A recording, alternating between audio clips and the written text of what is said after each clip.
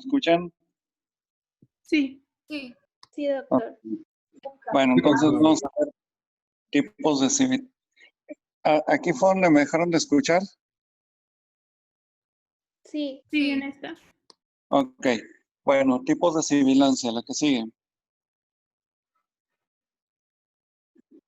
Bueno, las sibilancias mencionábamos que es un sonido que se produce al tratar de pasar una determinada cantidad de aire por un tubo que está parcialmente tapado. Es como los silbatos o cuando se hace ruido al chiflar. Sí, lo que haces es disminuir la salida, el área de salida de aire y obligar a que pase rápidamente el aire a través de esa salida disminuida de tamaño. Bueno, ¿qué te puede ocluir la vía respiratoria? En forma aguda, un cuerpo extraño. ¿Sí? En forma aguda, broncoconstricción. ¿Sí? O sea que súbitamente se te cierren los bronquios. Y esto puede ser secundario a una reacción asmática o a una hiperreactividad bronquial asociado a una respuesta alérgica. Aquí en la comarca lagunera son muy comunes las alergias y son muy, muy agresivas. O sea, la manifestación es muy agresiva, sobre todo cuando hay tolvaneras. Entonces, las personas pueden tener un broncoespasmo súbito y eso es pues una reacción asmatiforme. Ahora, cuando la sibilancia se va presentando de manera gradual y se queda permanentemente a pesar del uso de broncodilatadores, entonces estamos ante la presencia de tumor o una estenosis bronquial. Las estenosis bronquiales generalmente son secundarias a cicatrización de lesiones bronquiales. Y bueno, obviamente la presencia de tumor, pues la causa principal es el cáncer broncogénico. La que sigue. Bueno, entonces hay sibilancias que se pueden producir en la expiración e inspiración. Son difusas, aparecen generalmente en todo el tórax y el ejemplo típico es el asma. ¿Qué sigue?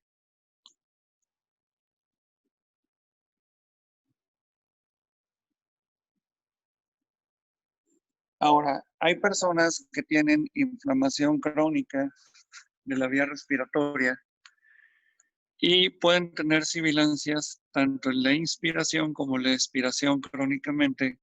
Inclusive, los pacientes aprenden a respirar con los labios fruncidos para producir una mayor fuerza expiratoria y estos pacientes generalmente son los pacientes que tienen EPOC por bronquitis crónica o por enfisema. La que sigue. Bueno, en general, la presencia de sibilancias inspiratorias que no alivian y que son generalizadas y no se alivian con el uso de broncodilatadores, pueden estar hablando ya de un proceso de fibrosis pulmonar. La fibrosis pulmonar es una enfermedad común. También se puede manifestar como EPOC a largo plazo. La diferencia es que la fibrosis pulmonar puede tener dos causas. Una es la natural, la autoinmune, pero hay una causa de fibrosis pulmonar que se asocia mucho con los trabajos. Es una causa de enfermedad laboral.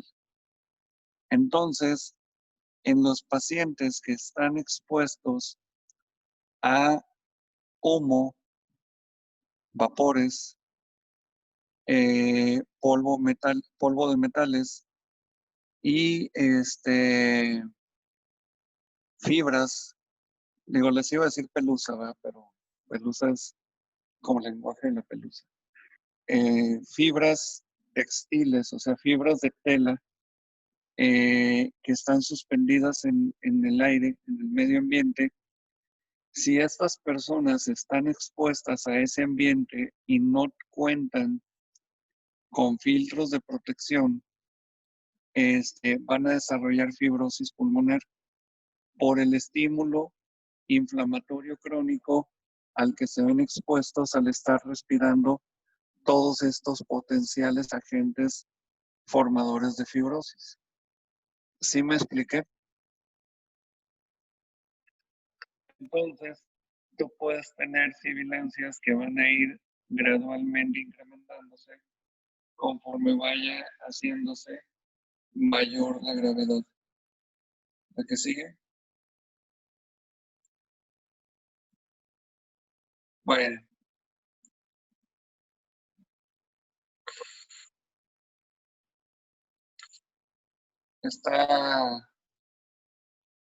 son las sibilancias durante la inspiración, diferenciadas de la expiración.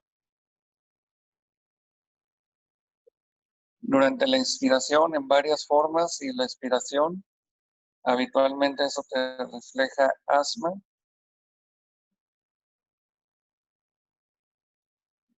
Y las sibilancias inspiratorias secuenciales, que es la letra D de dedo, es la que te refleja más fibrosis de tipo pulmonar.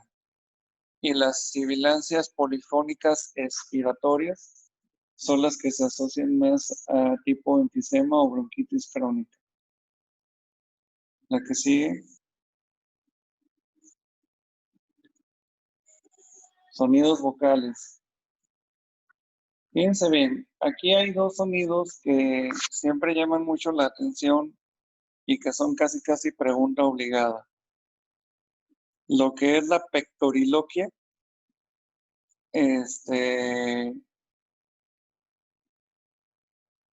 la pectoriloquia es una transmisión muy adecuada de la voz.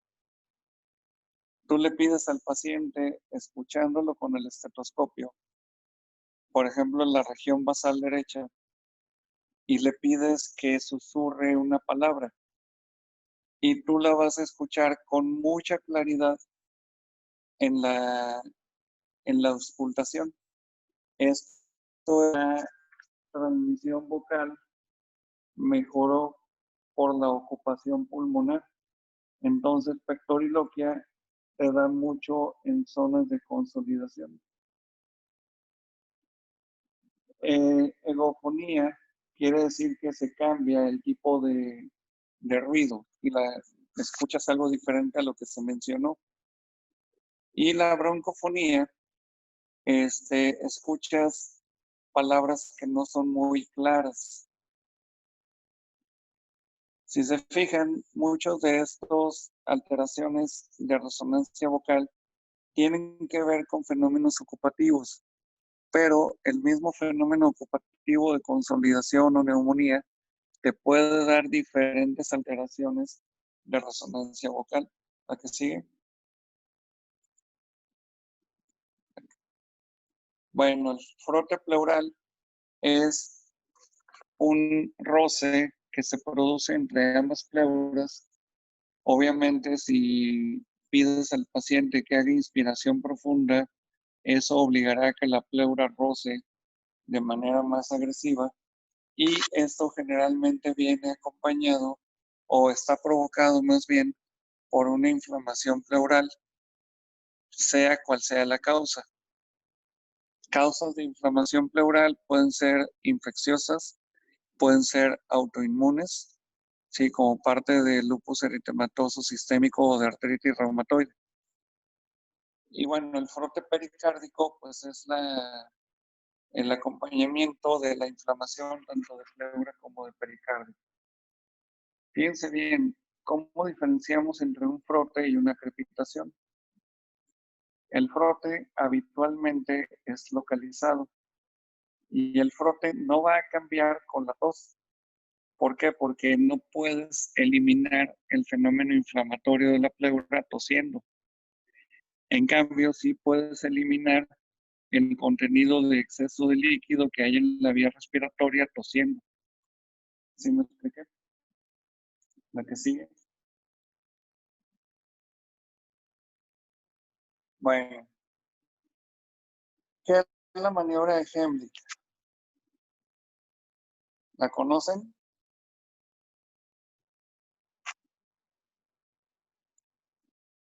¿Nunca han visto en las películas que alguien Sí, se atraganta con algo que está comiendo y sí, llegan y le dan un apretón fuerte entre el sifoides y el ombligo y eso obliga a la expulsión del cuerpo extraño? Esa maniobra de Heimlich es pues algo que te puede ayudar a salvar la vida a una persona.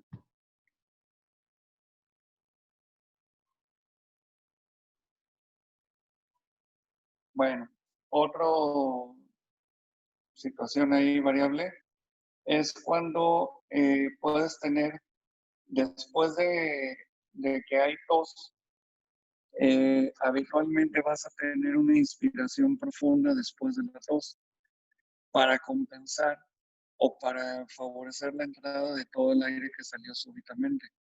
En ocasiones esa inspiración profunda se puede ver frenada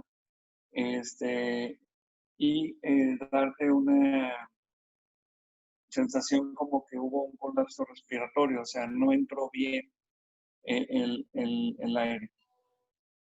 O sea, lo succionaste tan fuerte que no entró de manera adecuada la que sigue. Bueno, el chapoteo de sufusión, no lo hagan. Sí, porque se supone que, bueno, el chapoteo de sufusión original es cuando mueves discretamente el abdomen para que el contenido alimentario en el estómago después de haber comido, inmediatamente después de haber comido, haga ruidos como el chapoteo, sí, como de una cavidad llena, sí, sí, tienen la idea de eso. Es como si tú agarraras una botella medio llena de líquido y la movieras bruscamente. Se oye chapoteo, ¿de acuerdo? Bueno, ese chapoteo de succión se oye cuando comes. Bueno, cuando terminas de comer y te mueven el abdomen. Pero hacer una auscultación de chapoteo de succión para escuchar cómo chapotea el derrame pleural, la verdad es que es bastante agresivo, porque la sacudida no es suave, es importante. ¿Sale? ¿A qué sigue?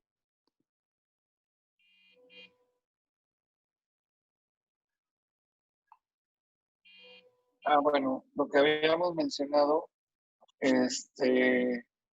sobre si migraba el líquido o no en el derrame pleural, pues es suficiente con que lo acuestes de ambos lados y veas que el líquido cambia de posición. No, no hay para qué sacudirlo. La que sigue.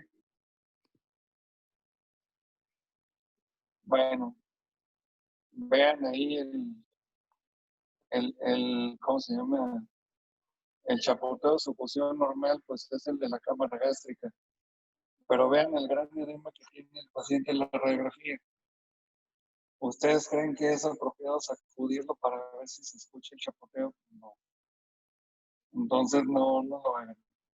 La información la pueden obtener súper bien en una radiografía de tórax. La que sigue.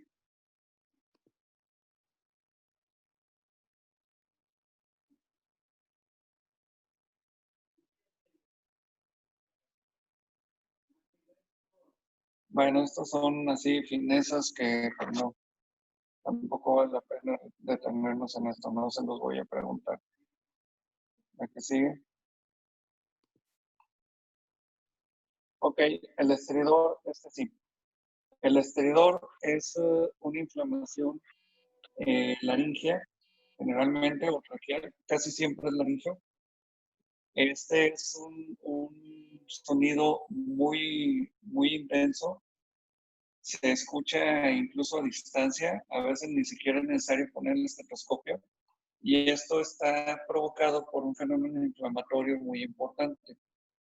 El estridor laringio o el estridor traqueal, pero sobre todo el laringio, es algo que te debe de preocupar porque estás hablando de que hay una oclusión a nivel de la laringe.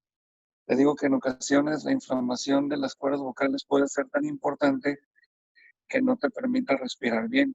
Inclusive en ocasiones es necesario hacer una traqueostomía de urgencia. La que sigue, habitualmente el estridor laringio puede ser secundario a un reumatismo local o a una reacción alérgica muy o irritativa muy intensa. La reacción irritativa puede ser, por ejemplo, cuando te expones a químicos con olor muy intenso. Hay personas que tienen estridor laringio cuando se exponen al formol, al cloro o algún alergeno.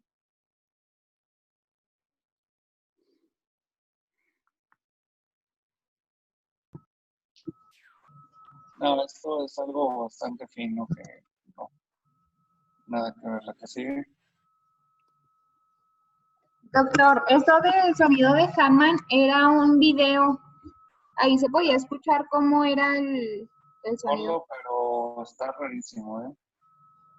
O sea, para empezar, para que tengas un enfisema en mediastino, está de a peso el problema. Dale la previa y pon el video.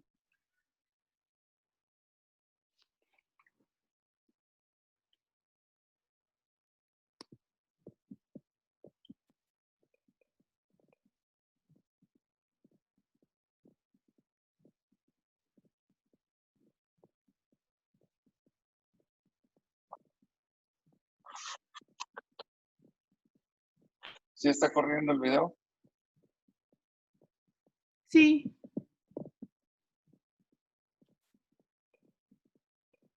¿Y lo escuchan?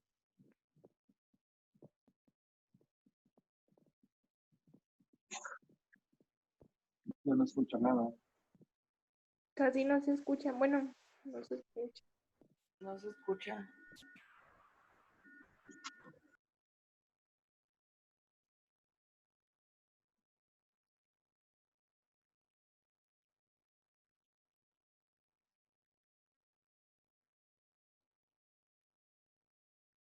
No, no lo escuché. A ver, sal de la presentación con diapositiva.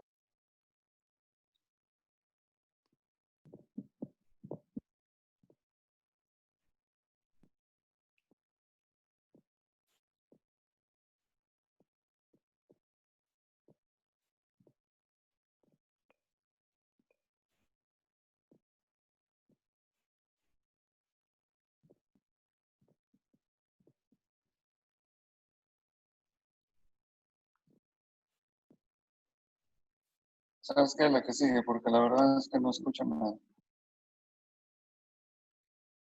Bueno, las cavitaciones. ¿Qué son las cavitaciones?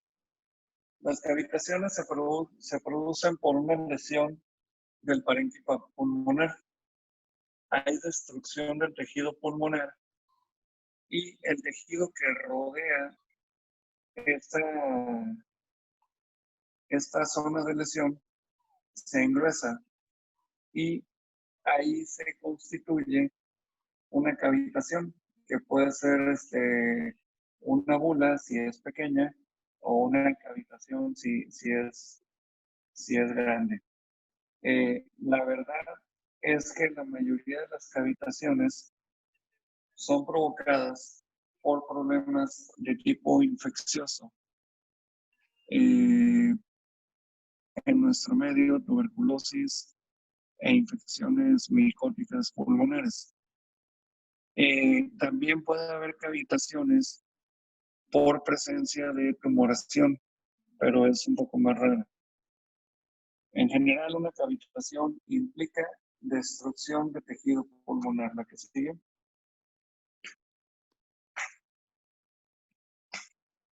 Muy bien, entonces ahí las causas de cavitación de paredes gruesas, pues el absceso pulmonar, las cavitaciones por hongos, el carcinoma, sobre todo el metastásico y el broncogénico, la que sigue. La granulomatosis de Wegener es relativamente rara.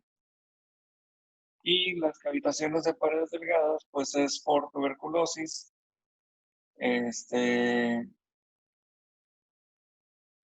o también por tumoraciones. Bueno, la que sigue, fibrosis. La presencia de fibrosis en el pulmón puede ser por neumoconiosis. ¿Saben lo que es la neumoconiosis? Bueno, es la inhalación repetitiva de partículas de polvo.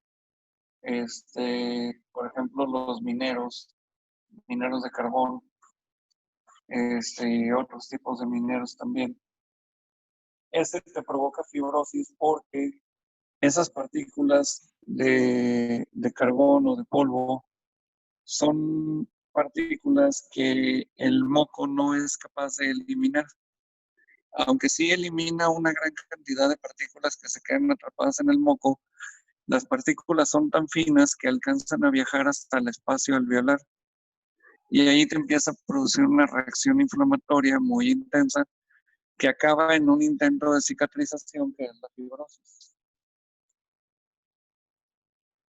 La que sigue. En ocasiones, en la fibrosis inicia en el espacio intersticial. ¿Por qué? En ocasiones es por la presencia de alergenos o en ocasiones es porque el paciente está teniendo líquido intersticial de manera repetitiva y entonces puede favorecer la fibrosis. En general, la fibrosis pulmonar es una forma de respuesta a una agresión, o sea, es una respuesta inmunológica. Inicia como un fenómeno inflamatorio y termina como un fenómeno cicatrizante.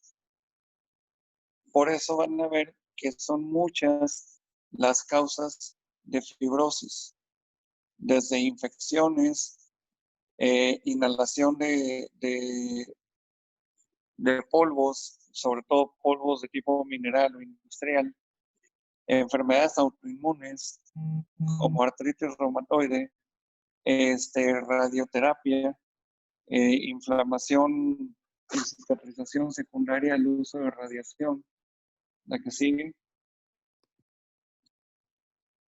Entonces, también contaminación por asbesto, el síndrome de Loeffler, que es ya cada vez más raro, afortunadamente. El síndrome de Loeffler es un paso de los nemátodos. Sí, es una de la parte de la evolución de las infecciones por nemátodos en intestino. Las larvas pasan a través de pulmón. Entonces, la fibrosis realmente es una respuesta inflamatoria a un daño crónico, independientemente de cuál sea la causa que está dañando al pulmón. La que sigue.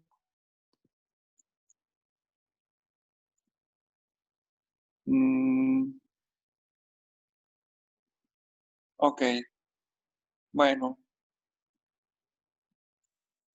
la que sigue.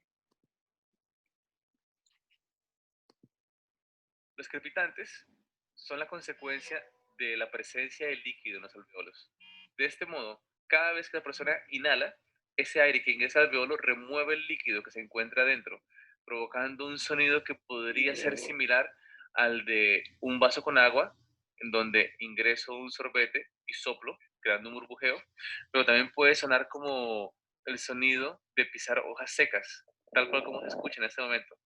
O también, por ejemplo, se puede escribir como el arrugar un papel o el frotar en los cabellos. Este sonido crepitante suele aparecer durante el final de la inspiración, aunque en algunos casos también puede aparecer durante la expiración. Pero su presencia va a indicarme directamente que va a haber un líquido que puede ser agua, puede ser pus o puede ser sangre. ¿Cómo me puedo dar cuenta de esto a nivel clínico?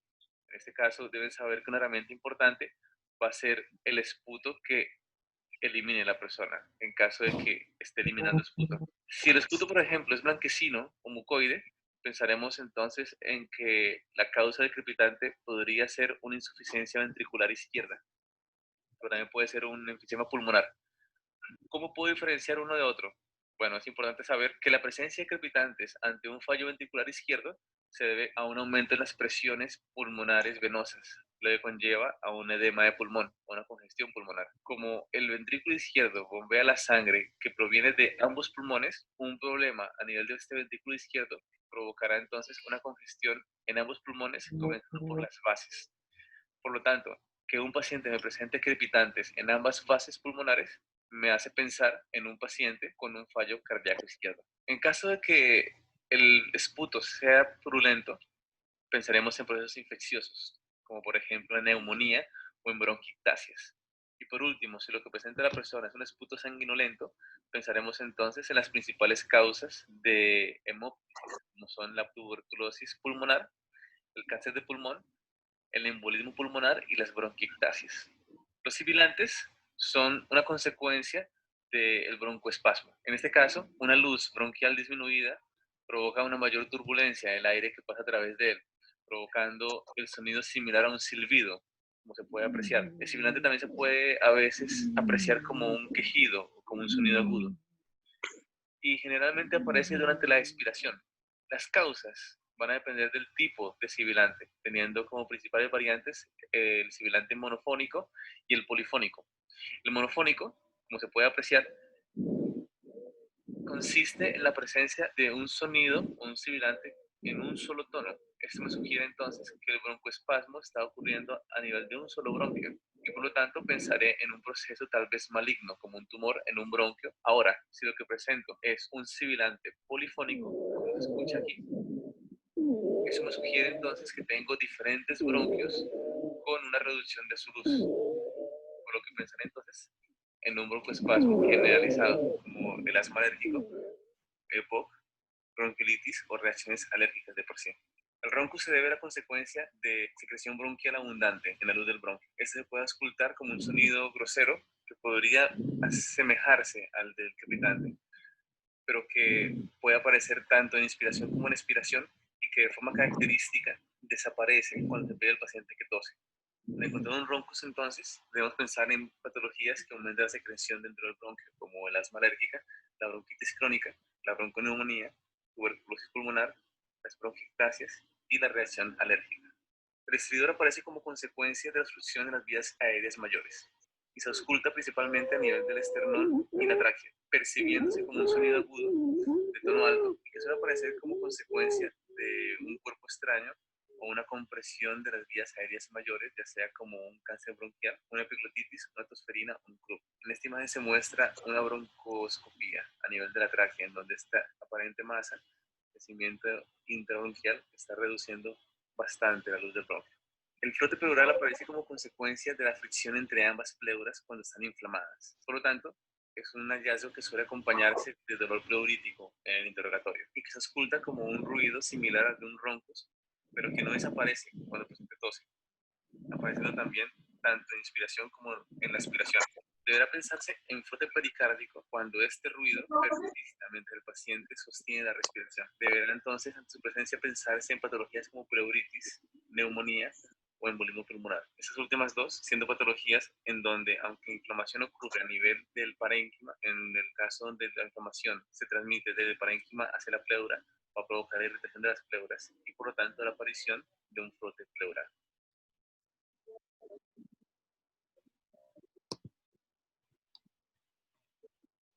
Ya se acabó la presentación.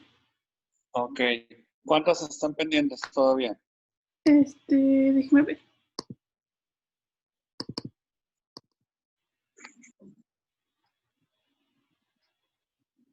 Nueve. 9. Ok, bueno, mañana intentamos otra vez a las 7 para ver si podemos ver clase a esta hora. Y de nuevo ya a las 9:15 sale. Ok. Ok. Nos vemos mañana, chicos. Buenas noches. Buenas Hasta noches. mañana. Gracias, doctor. Buenas noches.